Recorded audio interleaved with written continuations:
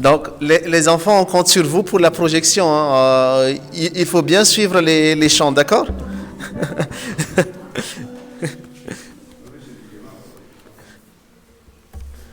Que la grâce de notre Seigneur Jésus-Christ, l'amour de Dieu, notre Père, et la communion du Saint-Esprit soient avec vous. Amen. Vous pouvez vous... Il y a un seul Dieu, il y a un seul médiateur entre Dieu et les hommes.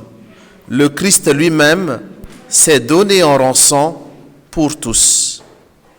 Le Seigneur nous appelle, le Seigneur nous rassemble, le Seigneur nous unit, il est présent parmi nous. Donc c'est avec ces quelques mots que je suis heureux ce matin de partager justement la joie et la grâce de Dieu avec vous ce dimanche matin. Je profite également du coup maintenant qu'on diffuse aussi via Facebook, je profite aussi pour dire bonjour à ceux et celles qui nous suivent aussi à distance, qui ne peuvent pas être là ce matin et qui étaient déjà 4 avant même le début de notre culte.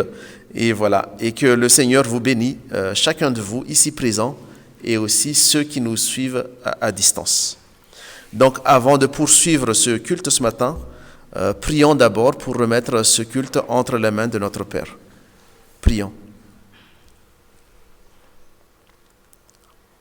Père, nous te remercions encore et encore de nous avoir fait grâce de ce jour de dimanche matin. C'est vrai, Père, des fois, nous sommes tentés d'occuper autrement cette journée, car nous pensons que notre semaine a été déjà assez épuisante.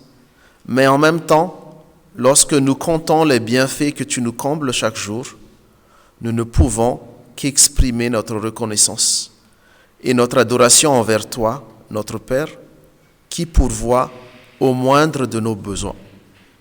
Et aussi, Seigneur, tu nous as permis aussi d'avoir ce temps à part, ce temps que tu as consacré, pour nous retourner vers toi et contempler tes bienfaits, pour nous ressourcer de ton enseignement et nous édifier dans la foi. Et surtout aussi, Seigneur, un moment de joie à partager ensemble avec ton Église pour témoigner combien tu es merveilleux et digne de louange. Ainsi, Père, je te prie de conduire notre culte de ce matin et de bénir chaque frère et sœur présent ici au temple et aussi celles et ceux qui nous suivent à distance. Enlève nos bafouillements, nos peurs et nos hésitations et fais de nous, Seigneur, des serviteurs pour l'annonce de ton évangile dans ce monde. Amen. Nous continuons du coup notre lecture de ce matin par le psaume 62, 2 et 9 qui nous dit « Oui, c'est en Dieu que mon âme se confie. De lui vient mon salut. Oui, c'est lui qui est mon rocher et mon salut. Ma haute retraite, je ne chancellerai guère. Oui, mon âme, confie-toi en Dieu, car de lui vient mon espérance. Oui, c'est lui qui est mon rocher et mon salut. Ma haute retraite, je ne chancellerai pas. Sur Dieu repose mon salut et ma gloire. Le rocher de ma force, mon refuge est en Dieu. En tout temps, peuple, confiez-vous en lui. Répandez vos cœurs en sa présence. Dieu est notre refuge. Amen. Effectivement, Dieu seul est notre refuge, notre salut. L'espérance vient de lui. Donc, vous savez maintenant que ce mois-ci, nous avons pour thème « En avril, ne lâche pas d'un fil ». Donc, pour se rappeler ainsi déjà la victoire de Jésus-Christ sur la mort, sur les ténèbres, et aussi pour que nous nous accrochons à lui qui est le Dieu vivant, le Dieu puissant qui nous offre le salut. C'est en ce sens donc que nous allons entonner le chant suivant, chant de proclamation de la victoire de Jésus-Christ à l'agneau.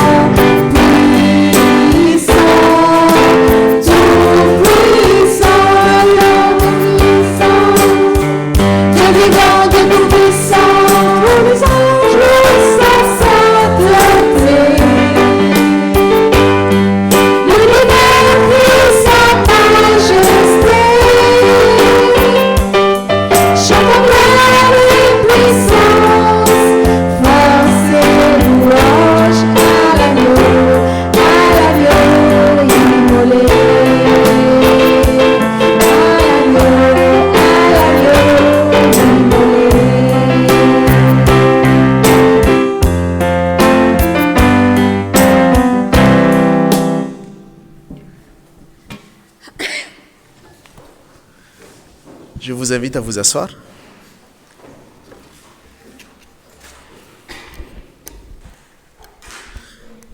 Après avoir loué le Seigneur, donc du coup, écoutons maintenant sa volonté pour nous, qui nous dit « Vivez en paix entre vous, prenez garde que personne ne rende le mal pour le mal, mais cherchez en tout temps à pratiquer le bien entre vous et envers tous les hommes. Soyez toujours heureux, priez sans cesse, remerciez Dieu en toutes circonstances. Voilà ce que Dieu demande de nous dans notre vie avec Jésus-Christ. Ne faites pas obstacle à l'action du Saint-Esprit. Ne méprisez pas les messages inspirés, mais examinez toutes choses, retenez ce qui est bon et gardez-vous de toute forme de mal. » Donc, face à cette parole de Dieu et assurés de l'amour de Dieu en Jésus-Christ, reconnaissons notre péché.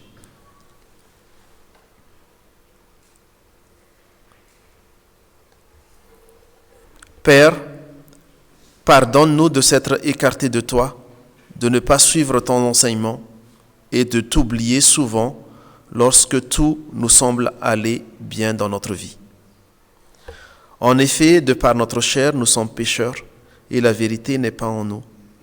Nous cherchons facilement des excuses pour nous justifier de nos propres erreurs et culpabilités. Notre cœur est trompeur et nous ne sommes pas honnêtes envers toi, notre Père, qui pourtant nous tend les bras. Nous faisons le mal, nous mentons et nous haïssons nos frères et sœurs. Pardon d'être aussi égoïste et de ne penser qu'à notre propre être, mais pas à notre prochain que tu as mis sur notre chemin. Pardon d'avoir trahi ta confiance en faisant le mal et non le bien que tu attends de nous. Pour tout cela, Père, nous te demandons pardon. Père, nous venons à toi tels que nous sommes avec notre manque d'amour et nous tendons nos mains vers toi. Seigneur, écoute et prends pitié.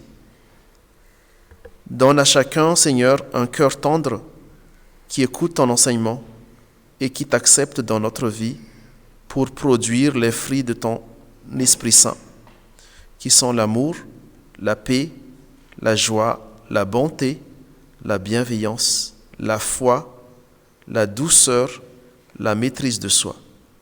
Et que chacun de nous soit par amour les serviteurs les uns des autres. Au nom de notre Sauveur et Frère Jésus-Christ. Amen. Et du coup, nous continuons par le chant suivant, « Tu peux naître de nouveau ».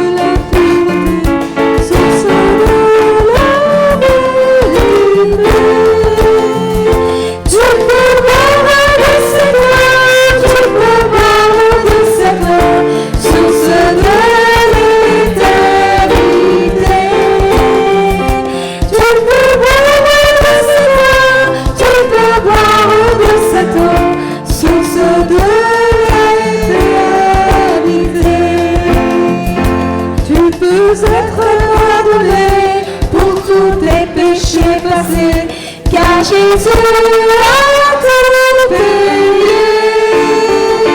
Tu peux recevoir.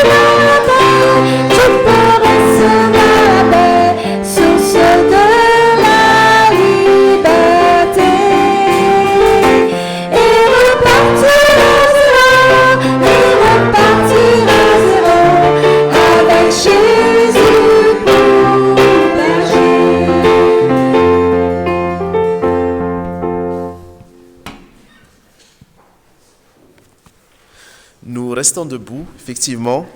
Comme nous avons entendu par le chant de tout à l'heure, tu peux naître de nouveau, tu peux tout recommencer, balayer ta vie passée. Tu peux être pardonné pour tous tes péchés passés, car Jésus a tout payé. En effet, que tous ceux qui se tournent vers Dieu avec confiance reçoivent de lui la certitude de son amour.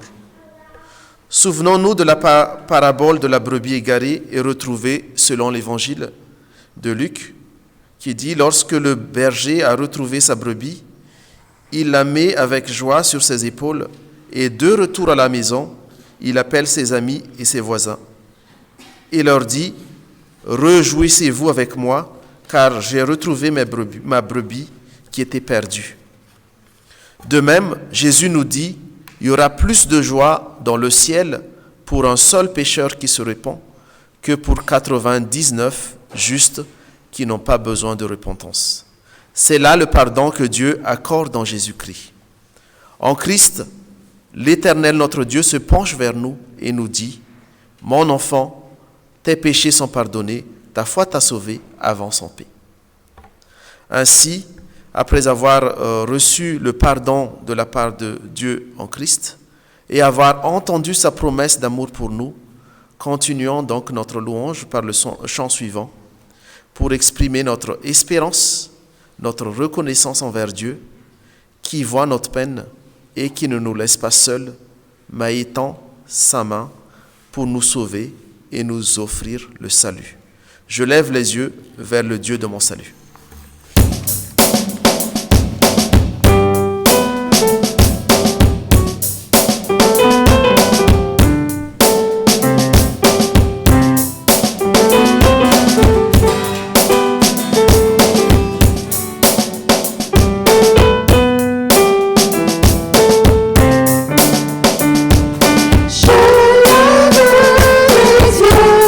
Vers le Dieu de mon salut, du haut de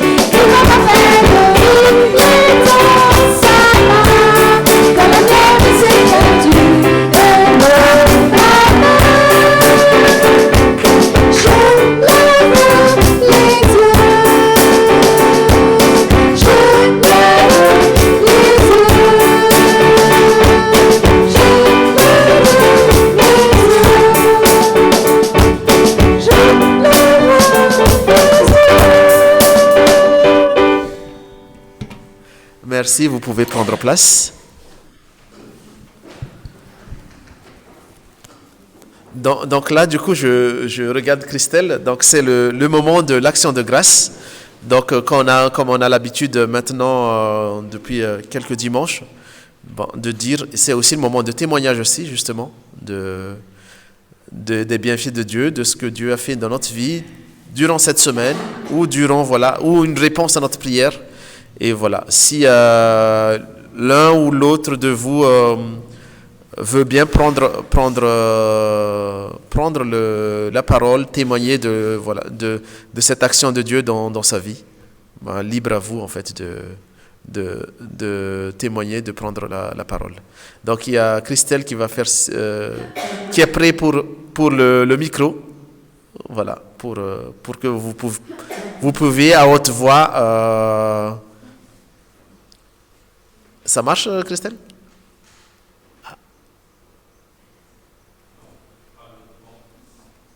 Attends, on a un petit souci technique.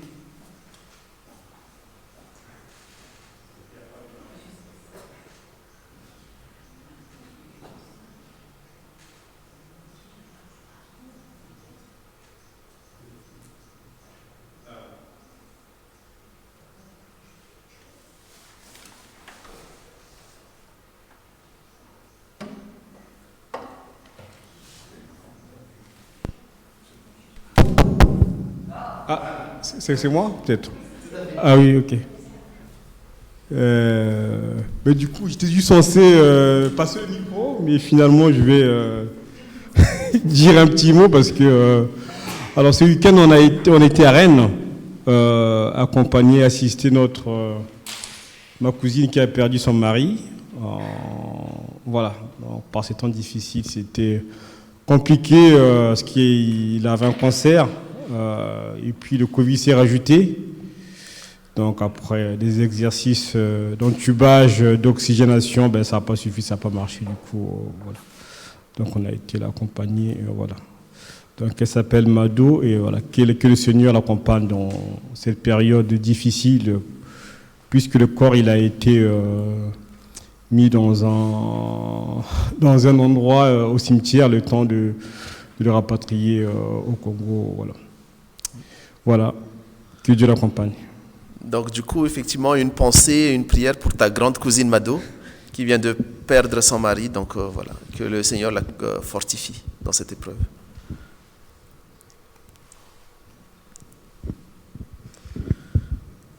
Est-ce que quelqu'un d'autre a de... Donc est-ce qu'il y a quelqu'un d'autre aussi pour...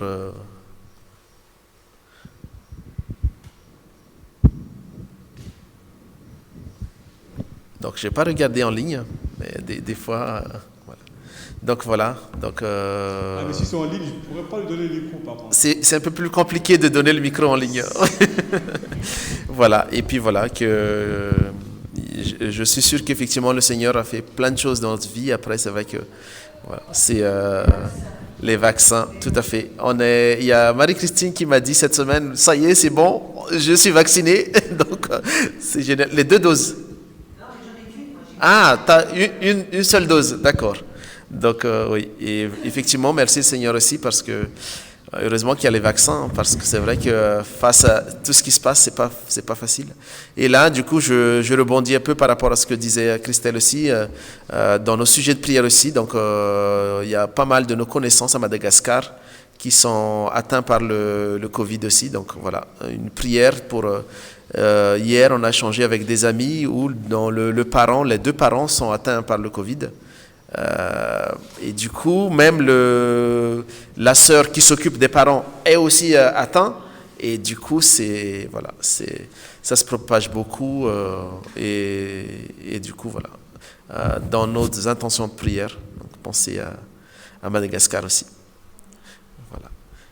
Et donc, après ce temps, du coup, je laisse la parole à Marie-Christine pour la prière avant la lecture et puis pour lecture et le message.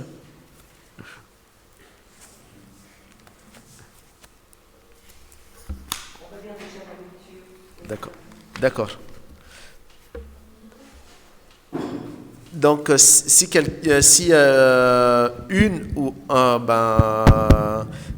une personne parmi vous veut bien faire la lecture, le premier texte, du coup, c'est dans Actes. Donc, les enfants, il faut afficher Acte 4, 8 à 12. Il y a Tsanta qui veut bien lire.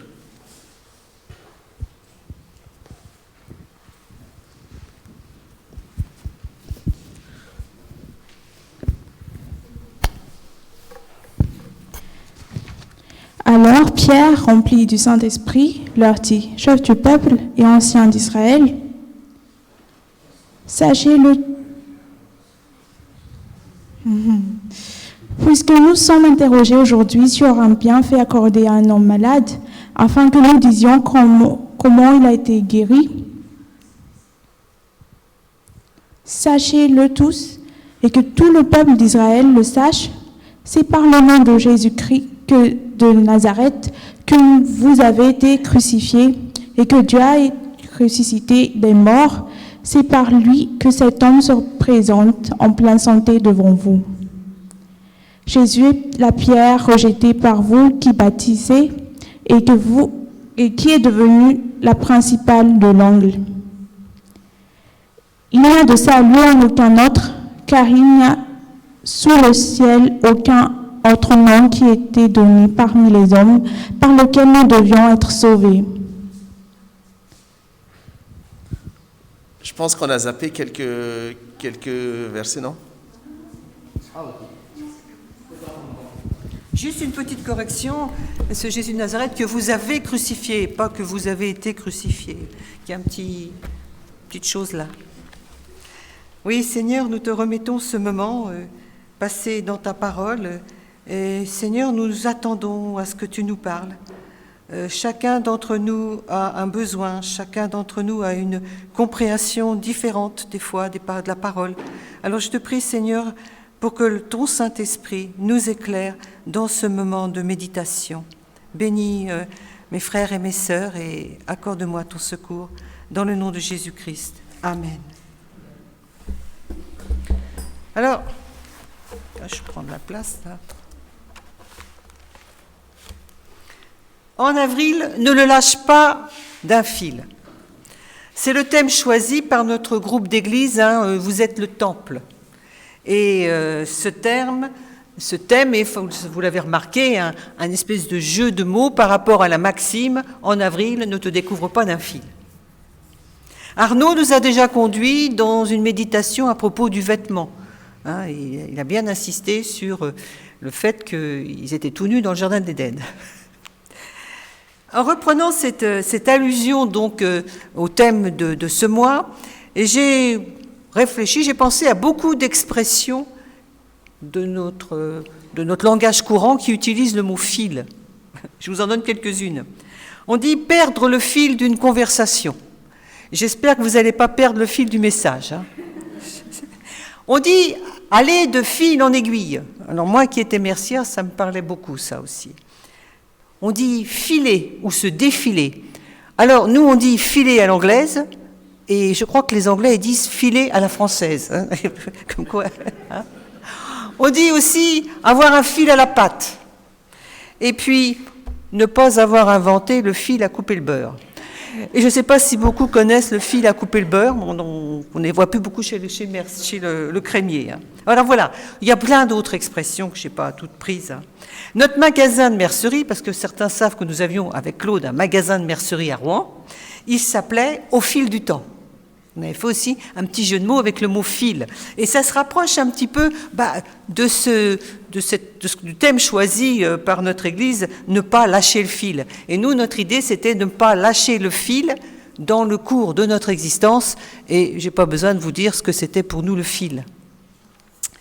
Le fil dans la Bible. Il y a beaucoup de textes qui parlent de fil dans la Bible. Et moi, je me suis particulièrement intéressée en tant que mercière au texte du livre de l'Exode, où Moïse donne des instructions, entre autres, pour donc la fabrication du temple, mais surtout pour la confection des tentures et des vêtements. vêtements du sacrificateur, vêtements du peuple. Et il nous parle de fines broderies, des broderies faites avec du fin lin, un fil de fin lin, teint de plusieurs couleurs. Les vêtements et les ustensiles du grand sacrificateur sont particulièrement détaillés. Ils ont tous une symbolique. Alain Dumont a fait beaucoup de recherches sur tous ces sens. Vous pouvez l'interroger si vous le souhaitez. Donc, ce livre de Deutéronome a même donné des détails sur les vêtements du citoyen commun, du vulgum pecum d'Israël. Ils devaient porter au bas de leurs vêtements une frange. Les Juifs orthodoxes portent encore, je ne sais pas si vous avez déjà vu ces Juifs avec les papillotes, au bas de leurs vêtements, ils ont des espèces de pompons, ils ont une frange. On lit ça dans le livre de Nombres. Je vais vous faire la lecture. C'est dans le livre des Nombres, au chapitre 15, et c'est les versets 37 à 41. Je ne sais pas si on peut l'avoir sur l'écran. C'est possible, ça a été prévu.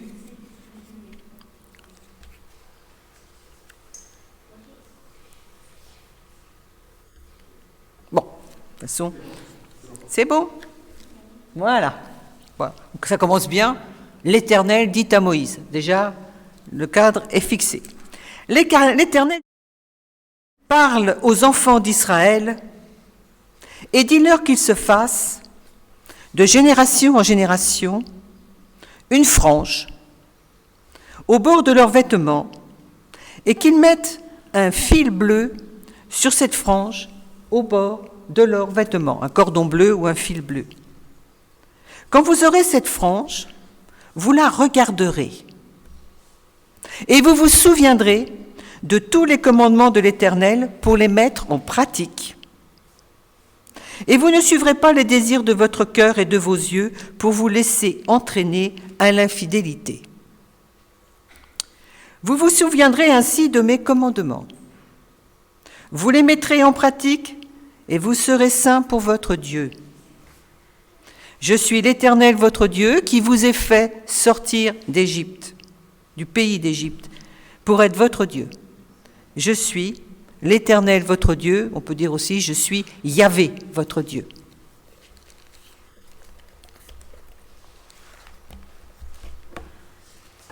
Alors, la frange au bord des vêtements du peuple était comme une espèce de pense-bête. Je ne sais pas si certains d'entre vous ont connu les mouchoirs en tissu. Je regarde Maria qui a dit on faisait un nœud à notre mouchoir. On disait fais un nœud à ton mouchoir. C'était pour se souvenir il y avait quelque chose à se souvenir. Moi, on n'a plus de mouchoir comme ça. Moi, souvent, j'écris dans ma main, au stylo, pour me souvenir de quelque chose, pour pas l'oublier. Alors là, cette frange au bord du vêtement, c'était en quelque sorte un pense-bête pour ramener sans cesse le peuple d'Israël à ramener leur pensée au commandement de l'Éternel, pour pas qu'ils l'oublient. Arnaud, j'ai vu ça, j'ai regardé le culte en replay, et j'ai vu qu'il avait parlé, entre autres, des commandements, en disant bien, surtout pour les enfants, attention, Dieu n'avait pas donné des commandements pour embêter le monde. Voilà. Il ne les avait pas pour nous empêcher de vivre comme on voulait. En fait, ces commandements que Dieu donne au peuple au moment où il va rentrer, donc prendre possession de son pays, c'est en quelque sorte une constitution nationale. C'est une façon, c'est un moyen pour eux de vivre en bonne harmonie, comme on dit, un bon vivre ensemble. Ils pouvaient ainsi régler les événements de la vie de la nation, mais aussi de leur propre personne, avec leur famille, selon les commandements, les ordonnances que l'Éternel avait données. Regarder, voir cette frange au bas de leurs vêtements, c'était censé les préserver, les empêcher d'avoir des pensées impures et aussi les empêcher d'adorer d'autres dieux que l'Éternel. Parce qu'ils allaient être entourés de nations qu'on dit païennes, qui avaient d'autres dieux, qui avaient des pratiques souvent idolâtres, mais quelquefois abominables. On voit même que certains passaient leurs enfants par le feu. J'ai vu quelque part des urnes avec des ossements de petits-enfants qui avaient été sacrifiés. Ça, c'est affreux. Donc, les nations qui étaient autour d'Israël pratiquaient des cultes idolâtres et Dieu voulait les en protéger parce qu'ils pouvaient être attirés. Il y avait des beaux temples, des belles statues, des beaux costumes. Ils pouvaient être attirés et donc le fait d'avoir cette frange au bas de leurs vêtements dont ils s'habillaient tous les jours leur rappelait « Je dois rester fidèle à l'Éternel, fidèle à ses commandements. » Parce que donc, Dieu savait qu'ils allaient être tentés. Le Seigneur a donné beaucoup de moyens de commémoration, on va dire. Il y avait donc cette frange, et puis il y avait les fêtes. Les fêtes que le Seigneur avait instituées étaient aussi pour se rappeler sans cesse, se commémorer les hauts faits de l'Éternel. Comment il les avait fait sortir d'Égypte, avec tous les plaies qu'il avait faits. Comment il les avait protégés dans le désert. Comment il leur avait donné la victoire sur leurs ennemis. Tout ça, il fallait qu'ils se souviennent que l'Éternel était leur Dieu, que l'Éternel leur avait fait des promesses. Et la frange, les fêtes, les commémorations étaient faites pour ça. On aime bien les mémorials, on aime bien les commémorations. Et dans notre Église, on a toujours des mémorials, le 500e anniversaire de la Réforme, la victoire 14-18. Bon. Et puis nous, dans nos églises, on a aussi des commémorations. On a la Pâque qu'on a fêtée il n'y a pas longtemps, on a Pentecôte, on a l'Ascension. On a rajouté au fait que l'Éternel nous avait donné la fête de Noël. Tout ça pour nous remémorer, nous commémorer. Mais est-ce que vous pensez que les Juifs se souvenaient tous les jours, en regardant la frange de leurs vêtements, des commandements de l'Éternel? Est-ce qu'en regardant tous les jours cette frange, ils se souvenaient qu'ils devaient obéir aux commandements de l'Éternel? Est-ce que nous, qui fêtons Pâques, qui fêtons nos commémorations, nous nous souvenons tout le temps de ce que ça signifie? Est-ce que ce n'est pas devenu pour beaucoup simplement une tradition familiale, une tradition d'église, comme pour eux c'était une tradition de mettre une frange au bas de leurs vêtements? On ne serait pas sorti sans ça. Alors, on peut se dire, mais pour nous, chrétiens, attendez, cette histoire des commandements que tu nous racontes, là, on n'en a plus rien à faire. Hein. Tout ça, on est dans l'ère de la grâce. Et pourtant, le Seigneur nous a prévenus que les commandements n'étaient pas abolis. Je vous lis Matthieu, chapitre 5, versets 17 à 19. Je ne sais pas si je l'avais donné. Oui, je l'avais donné. « Ne croyez pas que je sois venu... » Donc c'est Jésus qui parle. Hein.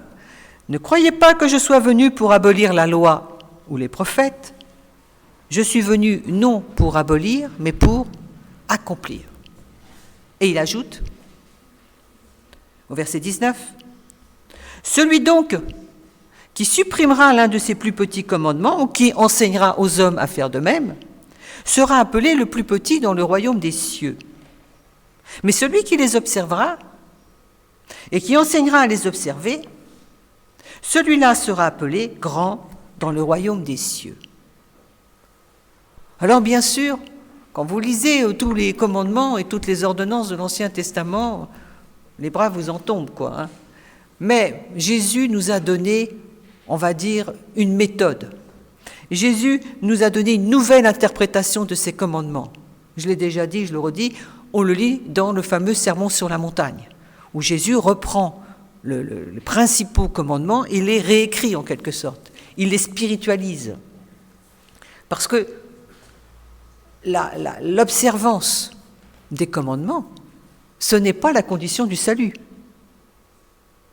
D'ailleurs, si vous faites attention au texte, il ne dit pas que celui qui n'observe pas l'un de ses plus petits commandements, il est perdu, mais il dit qu'il est le plus petit dans le royaume des cieux. Donc c'est bien pour nous montrer que l'observance au commandement n'est pas une condition de salut, mais que celui qui a reçu la révélation de qui était Jésus pour lui, qui a eu le cœur transformé, l'esprit, il cherche à plaire au Seigneur.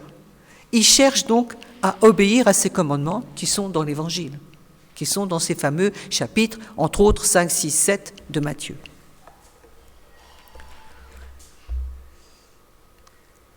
Jésus observait les commandements.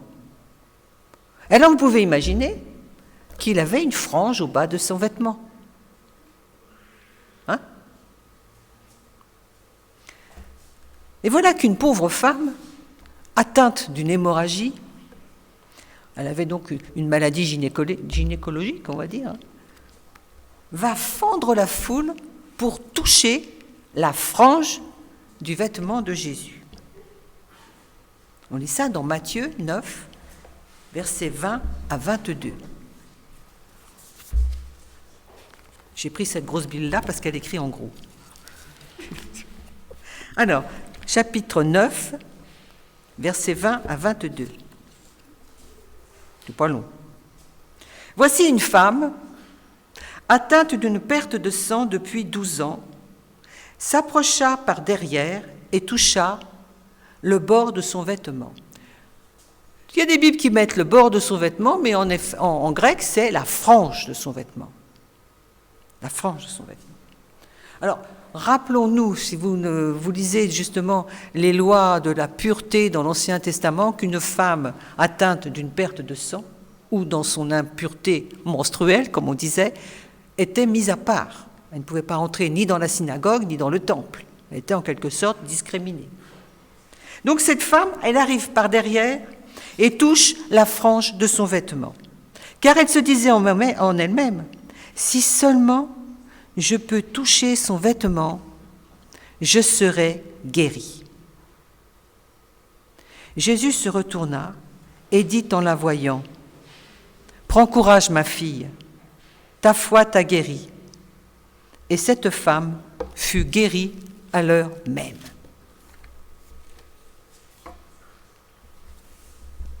Elle n'a pas touché n'importe quelle partie de son vêtement.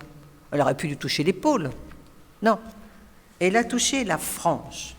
Et je dis qu'il est dommage que certaines Bibles ont changé ce mot pour mettre le bord. C'est la frange. Parce que Jésus portait une frange au bord de son vêtement. En relisant, je vous le disais, donc la loi de l'Ancien Testament, on peut être abattu parce qu'en fin de compte, personne ne pouvait accomplir tous les commandements, toutes les ordonnances. Et le Seigneur avait donné, on l'a lu encore avec Claude il y a quelques jours, une liste de malédictions pour son peuple et pour l'individu s'il n'obéissait pas aux commandements. Alors sincèrement, ça c'est effrayant, la liste des malédictions si le peuple n'obéissait pas aux commandements. Personnel et pour le peuple, les maladies, les pestes, les hémorroïdes, enfin un truc horrible. On se dit, mais qui pouvait obéir à tout ça? Et même pas cette pauvre petite bonne femme là qui cherchait à toucher Jésus. Personne ne pouvait obéir aux commandements et personne ne peut encore aujourd'hui obéir aux commandements, même aux commandements de Jésus. Hein? Priez pour vos ennemis, tendez la joue gauche quand on vous frappe sur la joue droite, tout ça. Enfin bon, quand on lit le Sermon sur la montagne, là encore, je dis, nos bras nous en tombent. Il y a un petit détail dans l'instruction que le Seigneur donne, l'Éternel donne par rapport à cette frange au bord du vêtement, et il y a un petit détail qui doit réconforter le peuple. L'avez-vous noté?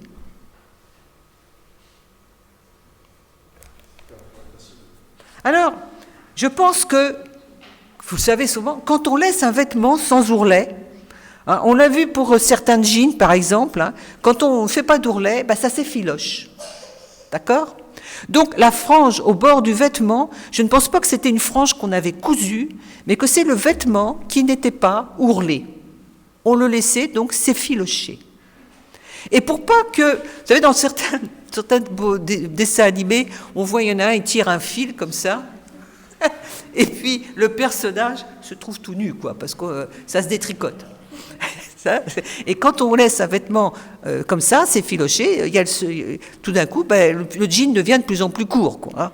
Alors, Pour éviter cet effilochage, on arrêtait la frange avec un fil. Un fil, avec un point, on va dire un point arrière. On passe un fil dans la frange et ça évite qu'elle continue à s'effilocher. Ce fil, il était comme une sécurité. Sa couleur nous parle. Certaines Bibles disent bleu, pourpre, violet. En fait, le terme hébreu, c'est terlet. C'est un espèce de bleu qui tourne vers le violet. Il est souvent traduit par pourpre. Ce qui est important, le symbole des couleurs, violet et bleu, on peut dire, donc rouge et bleu, bleu couleur du ciel, rouge couleur du sang. On ne peut pas rentrer trop dans ce détail, mais ce qui est intéressant, c'est de voir que c'était la couleur de la robe du souverain sacrificateur. Le même terme, terlet. Et qu'on retrouve cette couleur dans le rideau, on va dire la tenture, qui séparait le lieu saint du lieu très saint. Il était brodé avec, entre autres, du fil pourpre. Donc, dans cette frange, qui pouvait être effilochée, on mettait ce fil pourpre. Ce fil était lui aussi un moyen donné par l'Éternel pour se souvenir. Se souvenir de quoi ? Est-ce que vous avez une idée du sens de ce fil pourpre ? Alors, je dirais que comme la frange du vêtement est sujette à s'effilocher sans fin, la désobéissance au commandement du Seigneur était inéluctable et sans fin. Un jour, on pouvait dire « Oh, aujourd'hui, ça va, j'ai tenu le coup », et puis le lendemain, pof, on a dit des mauvaises paroles, on a eu des mauvaises pensées, on a fait un croche-pied, c'est fichu. La condamnation ne pouvait donc pas être évitée. Jamais on ne pouvait éviter les malédictions. Tous étaient coupables. Mais Dieu a pourvu un moyen pour retenir ces jugements. Dans l'Ancienne Alliance, c'était les sacrifices. Les sacrifices de culpabilité, entre autres. On sacrifiait des animaux. On donnait la vie d'un animal pour couvrir son propre péché.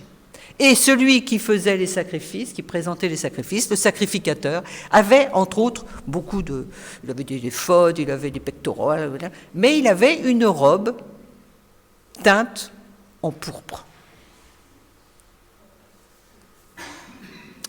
Ce fil était donc un signe, en quelque sorte, dans le vêtement, il y avait un signe de la miséricorde de Dieu. Le peuple méritait la malédiction, les malédictions, mais s'il venait se repentir et apporter ce que le Seigneur avait prévu, c'est-à-dire les sacrifices, il ne subissait pas cette malédiction. Il ne subissait pas la punition. Bien sûr, il fallait qu'il le fasse d'un cœur sincère. Ça ne devait pas être un rite. Mais ça devait être, parce qu'en fait, on tue un pauvre animal innocent, les petits agneaux et tout ça. Mais c'était pour pouvoir être épargné.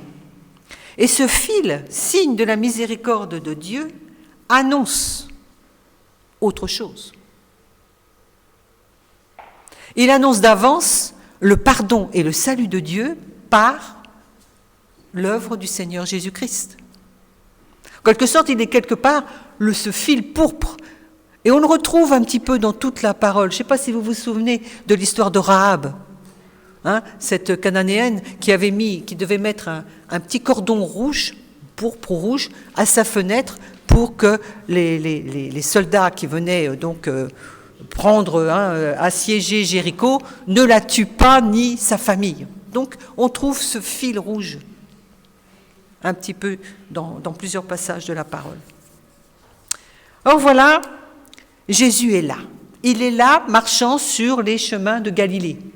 Là, il se rend, parce qu'on l'a appelé parce qu'il y a une petite fille qui est morte, il se rend chez le chef de la synagogue. On pense que c'est à Nazareth. Pas trop précisé. Le geste de cette femme qui fend la foule, qui brave en quelque sorte l'interdit, elle devait toucher personne dans son impureté. Cette femme fait un geste de foi envers Jésus. Et si celui-là, c'était le Messie? Elle savait qu'il avait fait déjà de grandes œuvres. Sa réputation déjà l'avait précédé. Et elle se dit, et si je pouvais le toucher? C'est un geste de foi. Et c'est un geste de courage aussi. Parce que là, on ne le voit pas trop dans Matthieu, mais dans les autres évangiles, on voit qu'elle doit, en quelque sorte, se dénoncer. Dire pourquoi elle est là. Annoncer sa honte. Et ça nous rappelle que nous aussi, cette impureté rappelle notre impureté en tant que pécheurs. Et nous aussi, quand on vient au Seigneur, on doit ne pas cacher notre honte. Donc, elle va toucher ce vêtement, cette frange, dans lequel il y a le fil parlant de la miséricorde de Dieu. Et celui qu'elle touche là, c'est justement celui qui est la miséricorde de Dieu, celui qui est le salut. Elle ne le sait pas encore, mais par son geste, c'est un geste de foi qui touche au Seigneur qui peut nous sauver. Le Seigneur lui dit, ta foi t'a guéri. Vous le savez sans doute, on l'a déjà dit, c'est le même terme en grec, guéri et sauvé. Donc là, le Seigneur lui disait non seulement ta foi t'a guéri, elle va être guérie de son hémorragie, mais ta foi t'a sauvé, parce que tu es venu toucher celui par lequel tu pouvais être sauvé, Jésus-Christ. Jésus va ainsi manifester pour cette femme ce qu'il est, celui qui sauve, celui qui guérit. On parlait donc de mémorial. Jésus, il a institué un nouveau mémorial. Maintenant, on n'a plus une frange au bas de nos vêtements, mais on a un nouveau mémorial. Je dirais une cérémonie commémorative. Vous avez une idée? Bravo, alléluia, vous suivez. La Sainte Seine. La Sainte Seine. Alors, à la fête de Pessa, donc chez les Juifs, et que nous avons pris pour Pâques, à la fête de Pessa, en fait, on partageait le pain sans levain et la coupe de vin, parce que c'était déjà un mémorial de la sortie d'Égypte, de la délivrance de l'esclavage, de la bénédiction de l'Éternel, de l'entrée en pays promis. Donc c'était déjà pour les Juifs un mémorial. Mais Jésus va réinterpréter ce mémorial pour nous, dans la Nouvelle Alliance, et nous dire maintenant, c'est pour vous remémorer de mon œuvre. Le pain brisé, partagé, c'est le mémorial, c'est le symbole de mon corps brisé par la souffrance et assassiné en quelque sorte. Et le vin que nous allons partager, cette coupe, c'est aussi le symbole du sang versé du Seigneur et donc de l'alliance qu'il a faite de nouveau, la nouvelle alliance qu'il a faite avec nous, son peuple. L'ancienne alliance est maintenant réinterprétée en quelque sorte dans cette nouvelle alliance en Jésus-Christ. Participer à la Sainte Seine, on ne va pas en la faire aujourd'hui, on ne la fait pas tous les dimanches dans notre église, ça sera, je crois, la semaine prochaine. Participer à la Sainte Seine, c'est donc nous souvenir, nous réapproprier ce que le Seigneur a fait pour nous. C'est nous réapproprier ce que Pierre disait et qu'on a lu dans Actes 4, au verset 12. Il n'y a de salut en aucun autre que Jésus-Christ. Il n'y a sous le ciel aucun autre nom qui ait été donné parmi les hommes par lequel nous devions être sauvés. Le fil bleu dans la frange des commandements, c'est le Seigneur Jésus-Christ. Il n'y en a pas d'autre sauveur. Cette frange et ce fil, c'était aussi un témoignage. Le juif qui se promenait comme ça, il montrait que, normalement, il était fidèle au commandement et qu'il croyait dans la miséricorde de Dieu avec les sacrifices. Il s'annonçait comme juif, encore aujourd'hui, pour les juifs orthodoxes. Nous, on ne met plus de franges au bas de notre vêtement, quoique, pourquoi pas. Il y a eu la mode avec des franges, mais bon. Mais notre proclamation de chrétiens, c'est un peu comme cette frange. En tant que chrétiens, nous avons à annoncer « Il n'y a de salut en aucun autre qu'en Jésus-Christ ». Moi, je crois qu'il n'y a de salut en aucun autre qu'en Jésus-Christ. Et je cherche, ma vie, c'est d'essayer de lui plaire, d'obéir à ses commandements. Je dirais, mon mémorial à moi, c'est plus de regarder la frange, c'est la parole de Dieu, c'est de lire la parole régulièrement. Si je me plonge régulièrement dans l'Évangile, ma mémoire, mon entendement reste fixé sur ça. Je ne suis pas tentée par de fausses doctrines. Je ne suis pas tentée par d'autres dieux. Alors aujourd'hui, on dira des idoles, c'est peut-être plus des idoles de pierre, mais ça peut être aussi des idoles, le travail, le sport. Il y a un tas de choses qui peuvent être des idoles dans nos vies. Mais si on remet toujours nos pensées en Christ par sa parole, nous restons attachés à ses commandements.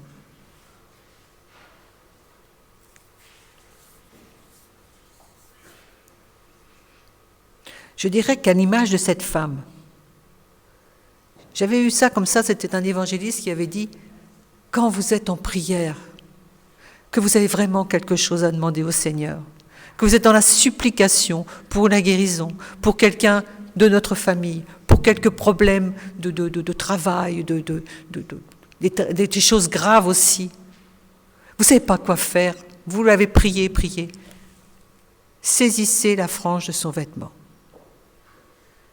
Alors, on ne peut pas saisir la frange du vêtement, mais même le geste. « Seigneur, viens à mon secours, je saisis la frange de ton vêtement. » Ça, c'est prendre contact avec le Seigneur. Parce qu'il n'y a de salut en aucun autre et de secours en aucun autre qu'en Jésus-Christ. On se saisit par la foi de la frange de son vêtement. Et le Seigneur répond, « Prends courage, ma fille, mon fils. » Là, c'était une fille, mais ça pourrait être mon fils. « Prends courage. Prends courage, ta foi t'a sauvé. » Le Seigneur va répondre à sa façon, comme pour notre bien. On ne comprend pas toujours la façon dont il va répondre, mais il dit « Prends courage. » Et pour notre nation, je dirais, pour tout ce qui se passe, pour cette pandémie, parce que vraiment là, on perd courage, on perd patience. Le Seigneur dit, prends courage. Mais souvenons-nous que ce n'est pas un papa gâteau, l'Éternel, que ce n'est pas un Père Noël, qu'il y a des commandements, et que nos nations les ont piétinés. On piétine les commandements de l'Éternel. On n'en veut plus. Même le monde chrétien. Il y a même des décisions incroyables qui sont une grande opposition à la parole de Dieu. On veut garder que le fil bleu, mais on ne veut pas la frange. On veut bien la miséricorde de Dieu, mais on ne veut pas ses commandements. Ça mérite d'être médité. Et dans nos prières, on peut aussi demander pardon pour nos nations, pour les lois qui sont celles de notre nation, pour l'esprit du monde qui nous pousse à nous éloigner des commandements du Seigneur. Mais attention, ce n'est pas pour nous la condition du salut, mais c'est notre amour pour Dieu, c'est notre reconnaissance qui nous pousse à lui obéir, et c'est notre témoignage qui est important aussi. Nous sommes chrétiens.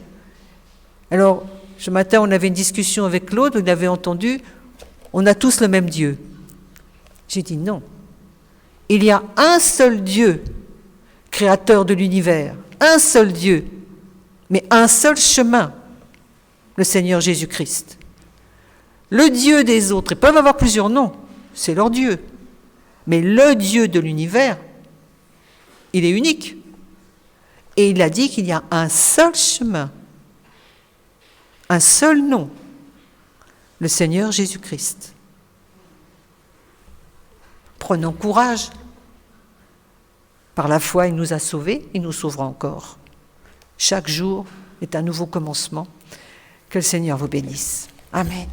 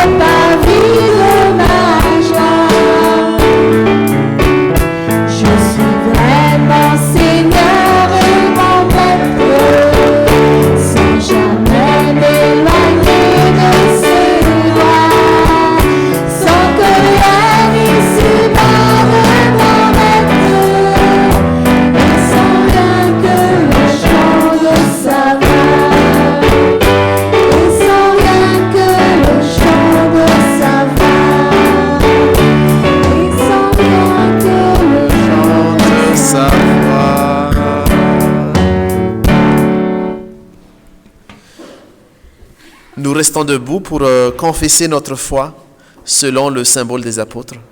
Donc du coup, qui va nous être affiché par les enfants. Je crois en Dieu, le Père Tout-Puissant, Créateur du ciel et de la terre. Je crois en Jésus-Christ, son Fils unique, notre Seigneur, qui a été conçu du Saint-Esprit et qui est né de la Vierge Marie. Il a souffert sous Ponce Pilate. Il a été crucifié. Il est mort. Il a été enseveli. Il est descendu aux enfers. Le troisième jour, il est ressuscité des morts. Il est monté au ciel. Il siège à la droite de Dieu, le Père Tout-Puissant. De là, il reviendra pour juger les vivants et les morts. Je crois au Saint-Esprit. Je crois à la Sainte Église universelle, à la communion des saints, à la rémission des péchés, à la résurrection de la chair et à la vie éternelle. Amen. Vous pouvez prendre place. Donc, merci Marie-Christine pour le message, le témoignage de ce matin. Ne le lâche pas d'un fil. Donc, voilà, que le Seigneur, effectivement, nous fortifie et puis nous encourage toujours à persévérer dans sa voie. Tout à l'heure, en fait, nous avons entendu Christelle, effectivement. Nous sommes arrivés maintenant dans le temps de prière d'intercession. Donc, je me rappelle bien de ce que disait Christelle aussi lorsqu'on fait la prière au sein du conseil, c'est que nous aussi, on est des intercédeurs aussi, donc on intercède aussi auprès de notre Père pour nos familles, nos amis, pour le monde aussi. Donc du coup, voilà, c'est le moment où chacun de nous peut aussi élever sa voix, faire une prière, ou ne serait-ce que dire juste un nom, voilà, et que c'est une manière pour chacun de nous d'être ensemble en communion dans la prière. Prions.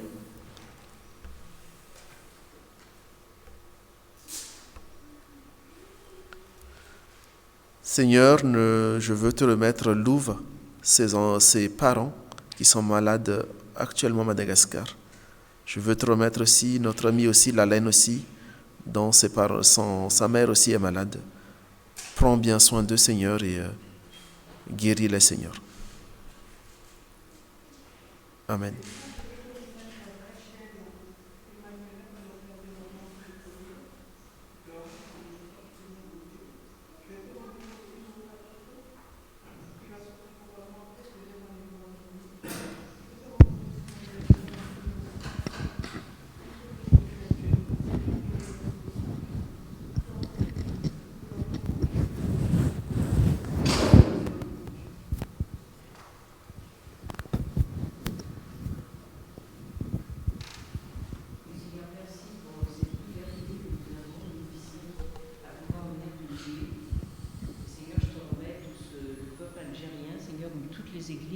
Protestantes ont été fermées, où des pasteurs, Seigneur, ont été battus, où ils ne peuvent plus se réunir, Seigneur. Il y a eu juste quelques églises catholiques, mais toutes les églises protestantes sont fermées, Seigneur. Un pays qui est pas loin de nous, et Seigneur, on n'imagine pas, nous qui vivons avec nos difficultés, mais qui vivons dans cette paix, dans cette liberté. Seigneur, nous intercédons pour tous ces frères et sœurs, Seigneur, qui veulent continuer, Seigneur, à dire ta parole. Seigneur, nous te demandons d'être avec eux dans toutes ces démarches pour arriver, Seigneur, à avoir vraiment cette liberté qu'ils ont autant le droit que nous. Oui. Amen.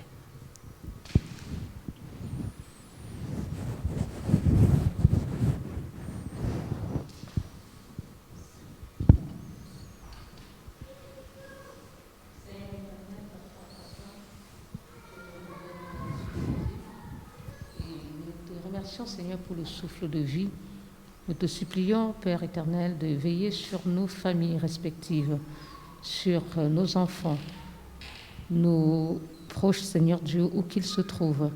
Nous te les confions, Seigneur Dieu, afin que tu maintiennes ton attention envers ces proches.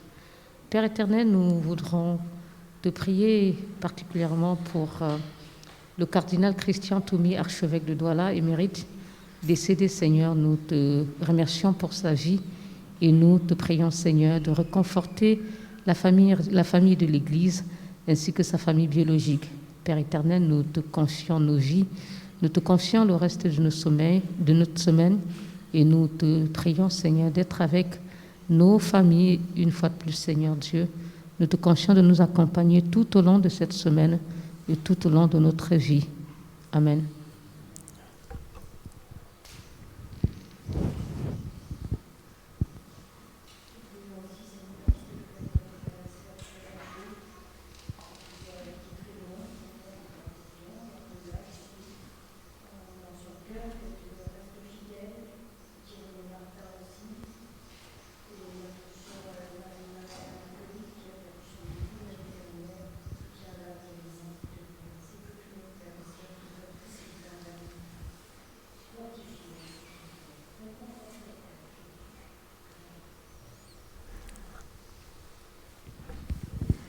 Seigneur, nous te prions aussi pour tous ceux qui ont perdu un cher, pour tous ceux qui ont perdu un être, un proche. Nous te prions pour les veuves, pour les orphelins. Soutiens les pères, guide-les, affermis leur foi. C'est aussi dans ces instants que la foi peut vaciller. C'est aussi dans ces instants que l'ennemi, que le diable peut trouver une fissure, une faille. Reconforte les pères. Donne-nous aussi un regard neuf, un regard capable de regarder droit dans les yeux celui qui est différent de nous. Donne-nous un cœur à partager, à soutenir, par des mots, par des appels, par une manière ou une autre, ceux qui sont éprouvés, ceux qui sont en difficulté. Guide, Père. Réconforte-nous et unis-nous par ton amour. L'Église se tient devant toi, à tes pieds, pour te remettre toutes ces doléances, tous nos proches, nos familles, l'Église dans le monde, les difficultés, les églises ailleurs en Algérie, dont Françoise a parlé, mais aussi dans différents coins du monde, notamment en Asie, pour les chrétiens persécutés. Merci Père pour ton amour. Amen.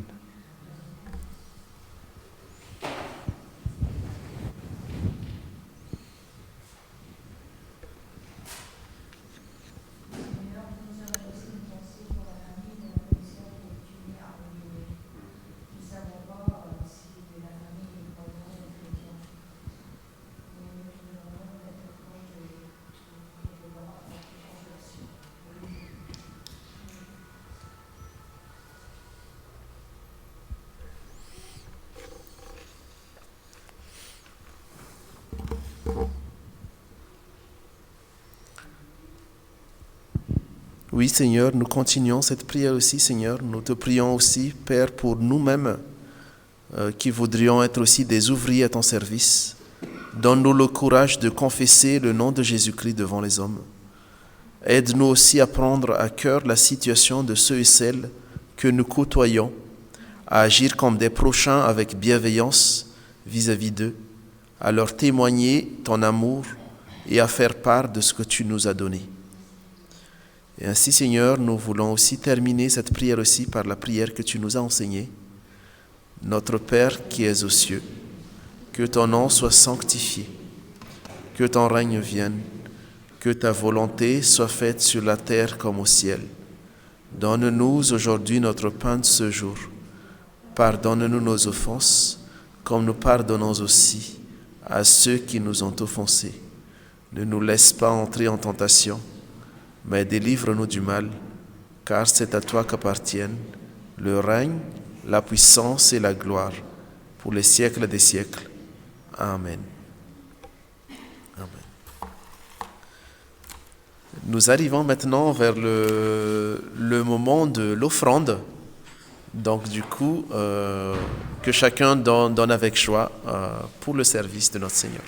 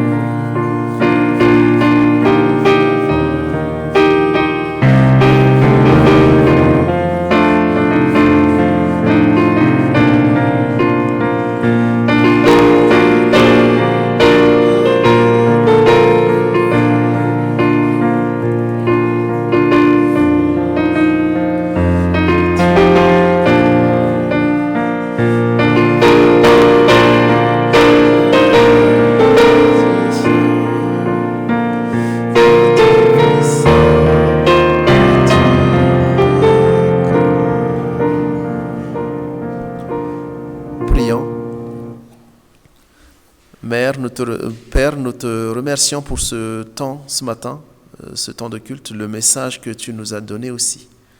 Et en ce moment, Seigneur, nous voulons aussi te donner ce que tu nous as donné déjà pour effectivement être à ton service, pour fructifier aussi, Seigneur, la vie de ton Église et aussi pour continuer à annoncer, Seigneur, ton évangile ici à Mantes, dans le Montois, mais bien au-delà. Reçois, Seigneur, notre offrande pour que ça puisse fructifier les actions dans ton Église. Merci, Seigneur, et merci de toujours nous donner aussi la joie d'offrir. Amen.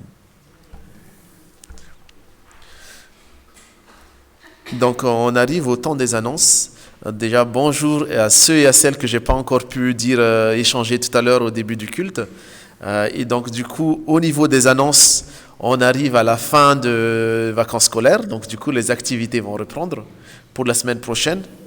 Notamment, du coup, il y aura effectivement mardi la continuité de groupe de prière à 14h, donc sur Zoom, soit ici en présentiel en petit comité. Et à 21h, donc la réunion du conseil presbytéral, donc la réunion de prière du conseil presbytéral. Donc cette semaine également, on a de nouveau le culte en semaine. Donc c'est le jeudi 29, donc à 10h, un culte au temple ou en virtuel aussi. Et ce jeudi même, à 20h30, la continuité du formation Alpha. Donc, c'est la 3e soirée de formation Alpha, mais spéciale pour louange. Donc, il y a pas mal de nos membres de groupes de louange ou de membres de nos paroissiens qui suivent cette formation et Et on espère que ça va fructifier encore plus notre groupe de louange avec plein de talents qui vont être au service du Seigneur. Donc, on bénit vraiment ce temps de formation et d'échange aussi entre différents groupes de louange aussi de l'Église et qui est initiative de la mission jeunesse. Donc, le vendredi 30 à 20h, il y a le temps des 18-25 ans, c'est connecter Dieu et une génération. Donc, du coup, partage biblique des 18-25 ans ce vendredi à 20h. Et le samedi 1er mai, donc ce sera la réunion du conseil presbytéral à 9h sur Zoom. Et spécialement, c'est une réunion on a intitulé un peu spécial entraide, mais aussi l'occasion où on invitera aussi effectivement les membres de notre entraide aussi à 11h30 pour pouvoir être à l'écoute, remercier et surtout aussi identifier aussi les personnes qui s'activent dans l'entraide, mais qu'on ne voit pas forcément Donc moi, je connais parce qu'effectivement, de temps en temps, je serai dans les réunions de l'entraide, mais les autres membres du CP ne connaissent pas forcément. Donc c'est un échange fraternel le 1er mai, samedi 1er mai à 11h30 avec l'entraide. Et donc le dimanche, à 10h, le groupe de louanges et à 10h45, notre culte. Donc voilà les annonces pour la semaine qui va arriver. Et pour ceux et celles qui n'ont pas encore envoyé leur adresse mail pour recevoir justement les communications via le mail, parce que généralement, en début de semaine, il y a une communication qui est faite pour justement récapituler les activités de l'Église. Donc n'hésitez pas à laisser vos coordonnées mail pour qu'on puisse vous envoyer les informations. Donc voilà, et du coup, on arrive à la fin de ce culte de ce matin. Je vous invite à vous lever pour la bénédiction.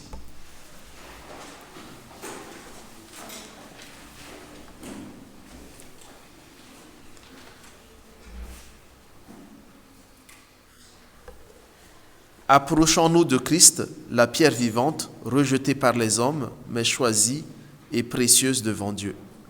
En effet, Dieu a fait Seigneur et Messie ce Jésus que nous avons crucifié.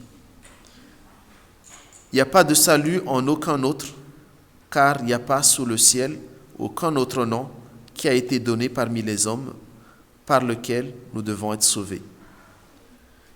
Que le Seigneur Jésus-Christ nous garde, nous donne son Esprit Saint pour témoigner de son évangile pour ce monde et du royaume de Dieu qui s'est approché de nous en Jésus-Christ. Amen. Et donc nous entonnons notre dernier chant de ce matin, les mains ouvertes devant toi, donc en forme de prière aussi.